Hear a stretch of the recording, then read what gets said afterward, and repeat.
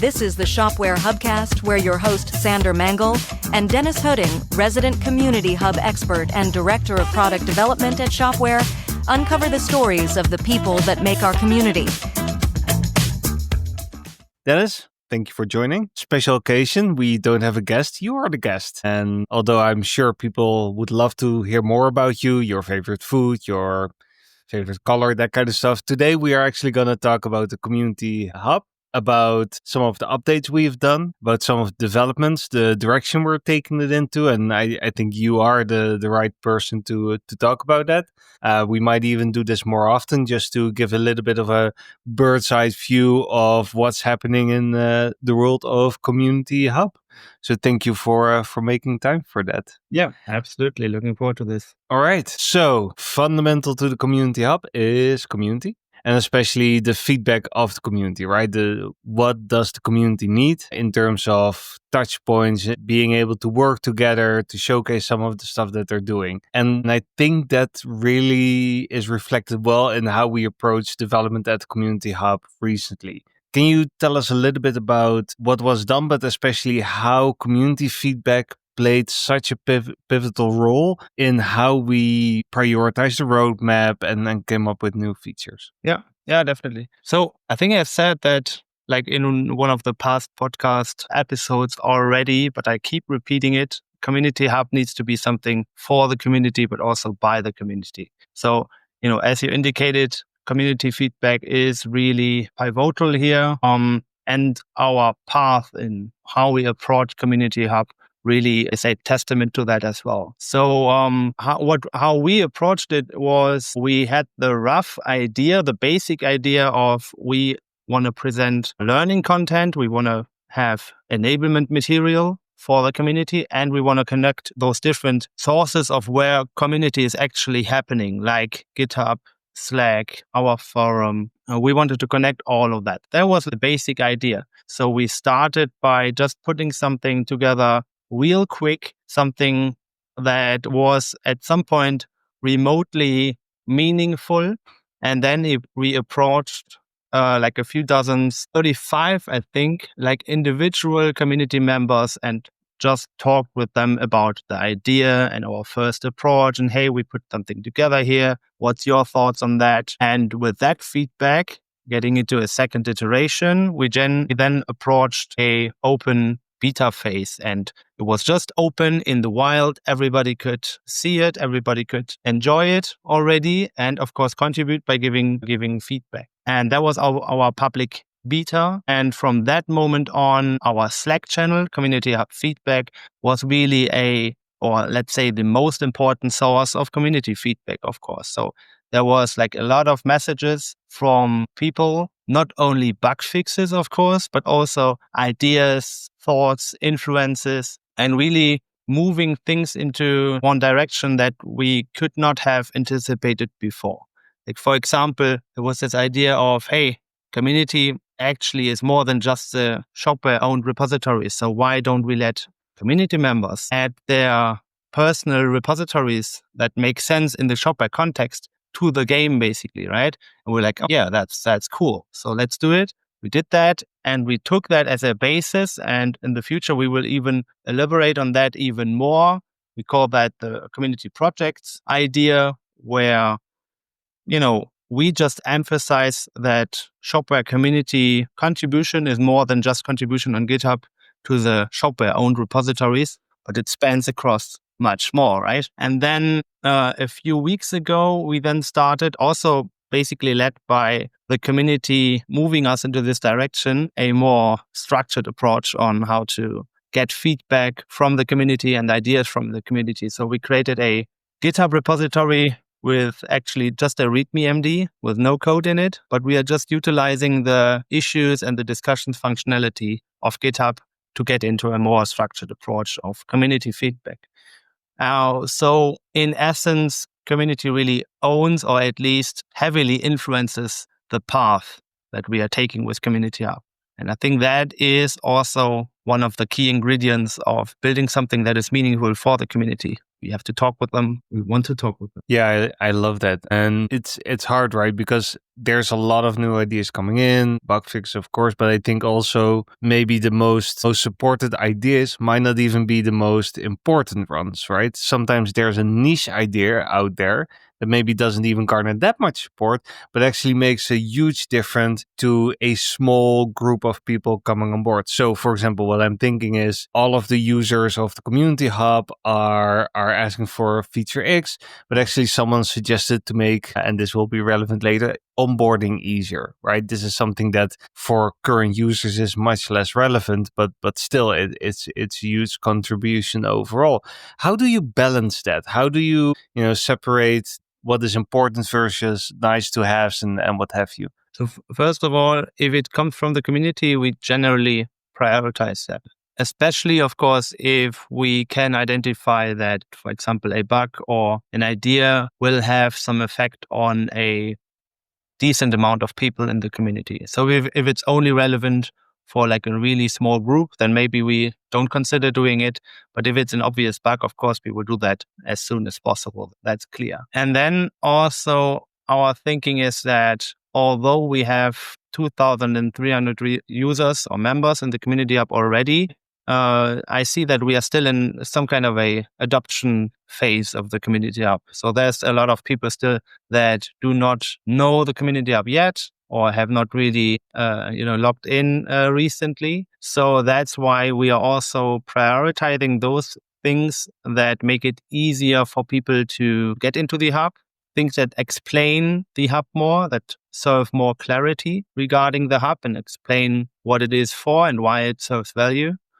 And then of course we try to prioritize those things that just benefit the key idea of the community hub, which is supporting community members. So making it easier to digest information, bringing things that are relevant, in fact, in our community to the surface or make them more digestible. Those kinds of things that just serve a real purpose in the existing context of community will usually be prioritized. Balancing is of course a big thing because it's always a balance of some things on our agenda, some things from the community. Generally, I think when things are coming from the community, we value that and we prioritize that, but also in terms of mandatory functionality and kind of fun, maybe not mandatory, but it's engaging functionality. So for example, we're thinking about a daily poll functionality. Like every day there's some engaging poll that you can participate in. Nobody's really needing that in that sense, but it's engaging, it's fun, it's something we want to provide because community hub is also about identification, about fun, about having something that does not only make sense, it's also fun. So it's a game of balance. Yeah, exactly. Well, maybe on prioritizing onboarding, I know we made some serious headway there. I think, right, what we spoke about is we have a whole breadth of features in there. You can really become a super user of the platform, knowing each and every small functionality, but it also makes the learning curve a little bit harder, right? It can be quite daunting to understand everything that you can do. What did we improve there? So we started by, for example, revamping we started with an onboarding flow. So when you get into the hub for the first time, you will be asked to provide some general information, your name, your interest, that can serve us as a basis for a more fine-grained individual experience for you as a member of the hub. And you can choose whether you prefer the light theme or the dark theme, of course. Very important. Things. And then when you are in the hub, we are utilizing a third-party tool to provide a onboarding wizard also. So you're basically led to the basics of the community hub, like, hey, this is the central feed. This is how you appreciate somebody else's contribution. This is where you find your profile. This is how you connect with others. This is how you post and share with the community, those kind of things. And also there's another onboarding wizard even for the learning pathways. We created a learning path explicitly for getting to know the community hub in more detail. And we are utilizing that learning path as an example of, hey, this is what learning path looks like. This is how you enroll into a given learning path. And this is how you interact with the community regarding a topic. those kind of things. So those onboarding wizards are really important here. Then we also have the FAQ in place, and we are constantly updating the FAQ based on the questions we are getting from the chat, from the Slack chat, for example. And that's also even more important, I think. At all stances, we elaborate on the importance of getting in contact. We are real people. There's a real team behind Community Hub, and we are always eager to get in contact with members. It's not just AI? Not just AI, also AI. No, not just AI. And we're also always eager to get in contact with our customers, basically, right? And then we also enhance the start page, like the external page that members of the Community Hub may not see if they do not change browser or something. So just explaining the general idea of the Community Hub. There was also a feedback from the community that we got, that on the first iteration of the start page, people were kind of unsure, okay, what exactly is this? Is it free, or is it, what is it exactly? And we use that information to get into the next iteration of the start page. We actually show the Community Hub as it looks right now. We show content that is in the Community Hub, like the learning pathways and the events and stuff like that, to just showcase what we are proud of and explain. And I know gamification was a huge factor in the Community Hub, right? I think that was early on advocated by Mark, our CTPO. I know you're a big fan of it. Are we using gamification during onboarding to kind of drive certain behaviors, direct people to certain actions? So when you start, you're already granted some XP. So just by filling your profile, for example, or by just enrolling into the first learning path and digesting a example learning unit, you will already gain some XP. But we are right now thinking about something like a checklist idea that you could fulfill in your first steps of being a new member in the Community Hub, like connect your Discord account, connect your Shopware account, connect your GitHub account, or discard for later, maybe enroll into the first technical learning path based on what information you gave in the onboarding wizard, those kind of things. That's still in the going, but that could be a good opportunity to grant additional XP, for example, or just give the first simple badge for somebody who is fully onboarded. So that would be an example. We don't have that in place right now in detail, but that's a good idea. Well, maybe on the profile, since we're already talking about it, we did some improvements there, and maybe it's not the thing that for the user is the most obvious, right, as being important, but I think it does add a lot of value, right, because you want to know who you are talking to, right? I mean, you know everybody in the community, I think, but I might not. So I think it's important to know, who am I talking to? What have they done? Do they know Shopware well? Are they in office? What company are they working for?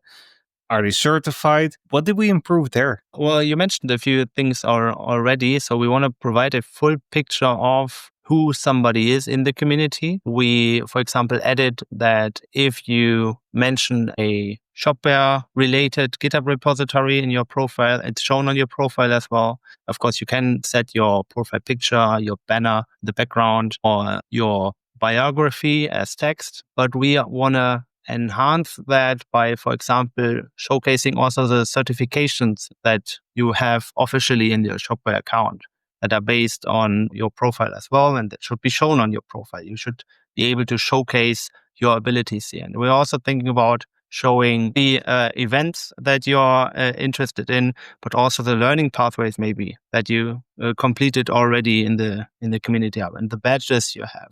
And also we are thinking about a possibility to kind of have more, we call that discoverability of the profile. So we identified that there is different types of profiles of people in our membership. So there's of course the learners, which is nice. So they are gaining most of their XP by going through the learning pathways, and they are leveling up their game with Shopware, which is nice, and which is what the Community Hub is for. And there's others that gain most of their XP by contributing on GitHub. And there's others contributing with content, for example, providing blog articles to the community, or just being open in Slack and sharing their experiences, or on Discord or in our forum. So there's different types. So we are thinking about a possibility on the profile that people can quickly identify this person is a contributor. 60% of the XP are gained through contribution on GitHub. And this person, for example, is clearly a talkative person in Slack, like really being active there, answering questions and being approachable to the community. And that all of those have a value, equally much value. It's all appreciated by the community. And we just want to emphasize your type in the community, basically. I love that. But I think it's good, right? Because you understand why you would contact a certain person, right? Okay, this is someone that loves to answer questions. Great, let me ask them a question. If someone is just there to go through every learning path there is, maybe they don't want to really talk to people. I like that idea. On the learning paths, we also did some improvements there, near and dear to my heart, learning paths. I think it's one of the coolest features we have, really filling a gap next to the dev docs, right? And some of the previous certifications that we have. Now it's really an option to learn about Shopware in a structured way. I know we optimized the resources a bit. What are the resources? Let's start there. So resources, it is in fact two different things, the learning pathways and the resources, but they have in common that community input is something new in that realm, so to say. So for the learning pathways, yes, it's a structured way of giving dedicated text-first, multimedia-aided content from Shopware experts to the community, with progress tracking and gamification and badges leading up to certification, but also making sure that our community members gain the right skills to propel their career path, so to say. But the novelty in that is that with whatever content we provide, there's also always the possibility for the community to interact with that content in terms of writing comments, for example. So that's not only a feedback source for continuously improving the content, it also adds more value to the content itself, because community members can give their view on that topic and from their angle give some added value to what we provided already. And then for the resources, it is basically a collection of Shopware relevant content, may it be blog articles, videos, podcasts, like this one, or webinars, for example, or just useful links in the Shopware universe. It's a collection of everything, and we basically want to build up a central space where all that content is collected and is possibly even digestible for search or AI-based functionalities, of course, which could be really, really interesting.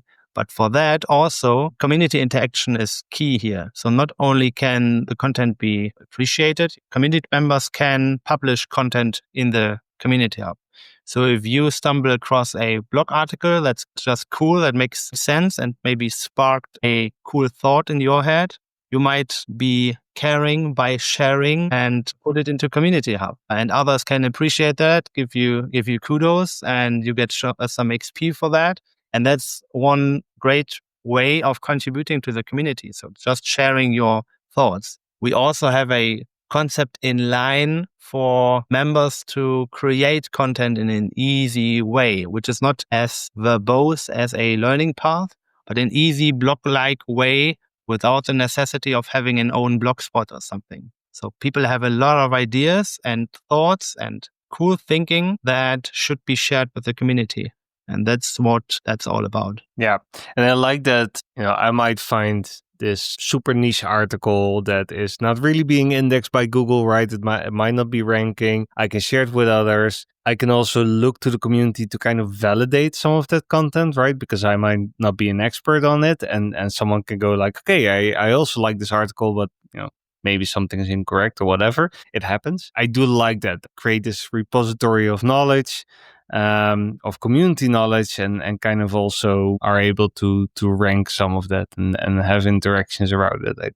That's very powerful. And it also shows that there's more community out there than just a community hub or what have you, right? It's a whole world out there on the World Wide Web that we can connect. It's just one example of simplifying the way that the strength of the community can be utilized for the community. Like we can see that in the forum or in Slack or in Discord now, those things are shared already, but it's kind of scattered all across and it should be much more visible. We just want to make sure that strength of the community can be used in a more efficient way, so to say, an effective way. Yeah, absolutely. I know we did a lot more on the Community Hub, right? We could go into the Discord integration. We made some updates on the XP, on learning paths and what have you.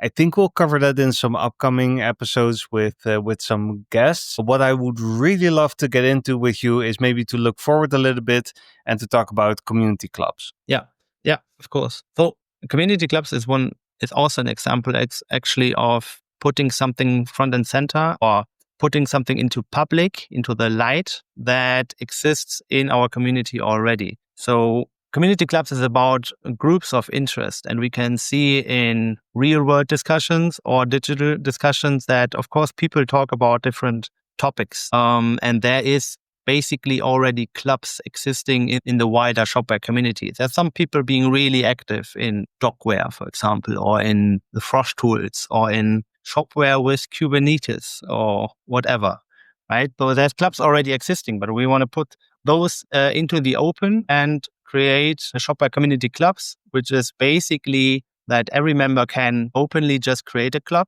and other members can just join that club. It is completely open, though there's no exclusive invite policy whatsoever. It's just open. Everybody can join. And by having it this open, that was really important for us because we do not want to fragment the community in a way. We rather want to bring people with the same interest together. We want to connect people. We want to emphasize certain subtopics and visualize that. Yeah, bring people together, being like-minded and sharing thoughts on something in a good way. And also community clubs will be something that people can utilize on their profile to basically express their stance in the community. So you can basically showcase that you are interested in Vue.js or Dockware or whatever. And I do imagine that we want to keep that really open. And I do imagine that there will be different clubs popping up over time. So there will be tech-based clubs, Dockware, Kubernetes, whatever. I think there will be clubs for agencies, like members of agencies, basically representing their belonging to that agency and also being open for others to join the club and being in connection with the members of the agency. I think there will be clubs for community projects that are going on, like Crowdin also, or Friends of Shopware. And I'm pretty sure there will also be silly, fun clubs like meme sharing clubs and I Believe Spaghetti Monster. Those kind of things will definitely also happen, but it's all just a cool expression of how diverse the community is. And it's a good tool to bring like-minded people together and share their ideas. Yeah, and I think that's what it's all about, right? To give that podium to people, to connect to each other and find like-minded people to bounce ideas off of each other. It's again, something really true to our community spirit. Fantastic. Thank you so much for taking us on this guided tour of Community Hub. I think the onboarding can just be videos of you talking about features. We might just go for that. Very interesting to hear what's going on. Definitely think we should do this more often because there are too many features on this platform. I mean, even for me, it's sometimes hard to keep up on what we're developing. Thank you so much for taking us along today. Thank you so much, Sander. Thank you.